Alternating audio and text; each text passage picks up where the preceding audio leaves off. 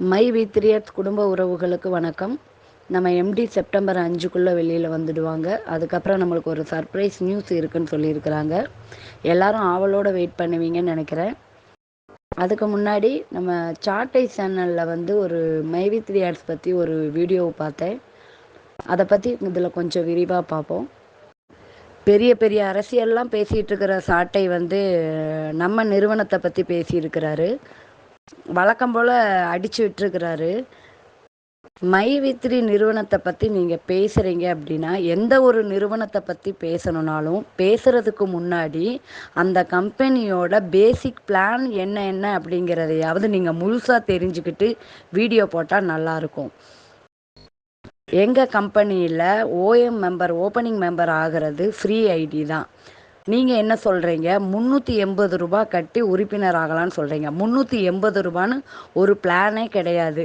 உங்களுக்கு பின்னாடியே நீங்கள் அந்த போர்டை போட்டிருக்கிறீங்க, 360 ரூபா பேசிக் மெம்பர்னு சொல்லிட்டு. நீங்கள் அதை கூட படித்து பார்க்கலையா சகோ? 380 ரூபாய்க்கு ஒரு பிளானே கிடையாது. அந்த பிளானில் 380 ரூபா கட்டி தான் உறுப்பினர் ஆக முடியும்னு சொல்கிறீங்க. அது மட்டும் இல்லாமல் டேப்லெட் கொடுப்பாங்களாம். அந்த டேப்லெட்டை வாயில் போட்டு மென்னுக்கிட்டே கேப்சா அடிக்கணுமாம்மா. ஏன் சார், டேப்லெட்டை வாயில் போட்டு யாராவது மென்னுக்கிட்டே கேப்சா அடிப்பாங்களா என்ன? டேப்லெட்டெல்லாம் நீங்கள் வாயில் போட்டு மென்று தான் சாப்பிடுவீங்களா? நாங்களாம் முழுங்கிடுவோம் ப்ரோ. ஒரு நிறுவனத்தை பற்றி நீங்கள் குறை சொல்லி பேசும்போது, நீங்கள் சொல்கிற இந்த பேசிக் பிளானே தப்பு அப்படின்னா, நீங்கள் சொல்கிற மற்றதை மக்கள் எப்படி நம்புவாங்க? முதல்ல நீங்கள் அதை புரிஞ்சுக்கிட்டீங்களா? 360 ரூபாய்க்கு ஃபேஸ் பேக்கு தான் கொடுப்பாங்களோ தவிர மாத்திரை கொடுக்க மாட்டாங்க. அதுவுமே ஒரு 10 முறை 15 முறை யூஸ் பண்ணுற மாதிரி ஒரு நல்ல ப்ராடக்ட் வேணும்னா நீங்கள் உங்கள் வீட்டுக்கு லேடிஸ்கிட்டே கொடுங்க. அவங்களே அதை யூஸ் பண்ணி பார்க்கட்டும். யூஸ் பண்ணி பார்த்துட்டு அவங்க சொல்லுவாங்க, இந்த ப்ராடக்ட் நல்லா இருக்குது, 360 ரூபாய்க்கு இது ஒர்த்துன்னு அவங்களே சொல்லுவாங்க. ஒரு பொருளை உபயோகப்படுத்தி பார்க்கறது கிடையாது, பார்த்த போக்கில் குறை சொல்கிறதுங்கிறது உங்களால் மட்டும்தான் முடியும். பேசிக்கு, சில்வரு, கோல்டு, டைமண்டு அப்படியே வளர்ந்து ஆடிக்காரை அள்ளிட்டு போயிடலாம் அப்படின்னு சொல்கிறாரு. இவர் என்ன புரிஞ்சுக்கிட்டாரு அப்படின்னா, முதல்ல பேசிக் மெம்பர் ஆகிட்டு அதுக்கப்புறம் ஆள் சேர்த்து விட்டு அப்படியே சில்வராக மாறி அப்புறம் கோல்டாக மாறி அப்புறம் டைமண்டாக மாறின்னு வளர்ந்து போவாங்க இல்லையா, அந்த மாதிரி ஒரு பிளான்னு நினச்சிக்கிட்டு இவர் பேசிக்கிட்டு இருக்கிறாரு. அப்படி இல்லை ப்ரோ, நாங்கள் பர்ச்சேஸ் பண்ணி எந்த பர்ச்சேஸை செலக்ட் பண்ணுறோமோ அதுதான் நாங்கள் ஆக முடியுமோ தவிர ஒரு வளர்ந்து போக முடியாது. சில்வர்னால் சில்வர் தான். அவங்க கோல்டு ஆகணும்னா சில்வரை இழந்துட்டு தான் அவங்க கோல்டு ஆக முடியும்.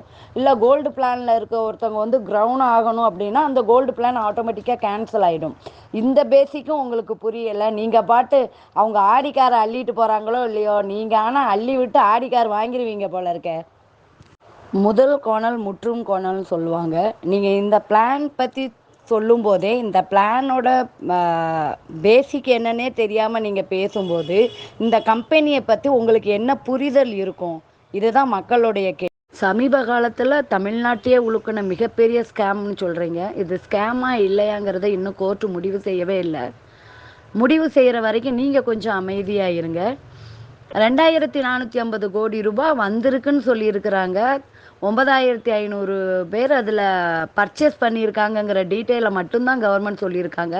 ஆனால் கம்பெனியிலேருந்து எவ்வளோ வெளியில் கொடுத்துருக்குறாங்க, கஸ்டமருக்கு எவ்வளோ திருப்பி கொடுத்துருக்காங்க அப்படிங்கிற டீட்டெயில் இது வரைக்கும் கவர்மெண்ட்லேருந்து சொல்லவே இல்லை.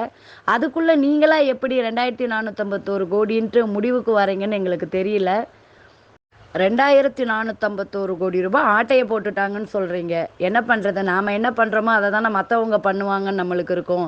நாம் நேர்மையாக இருந்தோம்னா மற்றவங்களும் நேர்மையாக இருப்பாங்கங்கிற நம்பிக்கை இருக்கும். உங்களை சொல்ல குத்தம் இல்லை, அது உங்களுடைய இயல்பு. மை வீத்திரியர்ஸ் எங்கள் குடும்பம், சக்தி ஆனந்தன் எங்கள் அப்பா மாதிரி, அண்ணன் மாதிரி அப்படின்லாம் சொல்லி உங்கள் நாக்கு அழுகி போயிடும் அப்படின்லாம் சொல்லவங்க இன்றைக்கி கம்ப்ளைண்ட் கொடுக்க நின்றுட்டுருக்காங்க பல பேர் அப்படின்னு சொன்னீங்க. பல பேர்லாம் இல்லை ப்ரோ, வெறும் 5 பேர் மட்டும்தான். அந்த 5 பேரும் வாயை வாடகைக்கு விட்டு பிழைக்கிறவங்களா இருக்குமோ தவிர நேர்மையான முறையில் வாழறவங்களாம் கண்டிப்பாக இருக்கிறதுக்கு வாய்ப்பே இல்லை. ஏன் அப்படின்னா, இந்த கம்பெனி மேலே அவங்க எந்த புகாரையுமே கொடுக்க முடியாது. மார்ச் மாதத்துலேருந்து தான் பேமெண்ட் ஸ்டாப் ஆகிருக்கோ தவிர அதுக்கு முன்னாடி பேமெண்ட் எல்லாத்துக்குமே கரெக்டாக வந்திருக்கு. அவங்க போட்ட கம்ப்ளைண்ட் வந்து என்ன ஆச்சுங்கிறது எங்கள் எல்லாருக்குமே தெரியும். உங்களுக்கு தெரியலைன்னா நீங்கள் படித்து பார்த்து தெரிஞ்சுக்கோங்க. இந்த மாதிரி மோசடி நிறுவனம் வந்து திரும்ப வந்து பணம் கொடுத்ததா வரலாறே கிடையாது அப்படின்னு நீங்கள் சொல்லியிருக்கிறீங்க. எங்கள் எல்லாருக்குமே பணம் திருப்பி கரெக்டாக கிடச்சிருக்கு இது வரைக்கும். அந்த வரலாறு திருத்தி எழுதப்படும். கண்டிப்பாக எங்கள் எம்டி வந்ததுக்கப்புறம் எல்லாருக்கும் பணம் கிடைக்கும். நாங்கள் பொறுமையோடு காத்திருப்போம். நீங்கள் கவலைப்படாதீங்க. இது போன்ற புகாருக்கு வந்து ஒரு நிறுவனத்தோட எம்டி வந்து சரணடைஞ்சதா வரலாறே கிடையாதுன்னு சொல்கிறாங்க.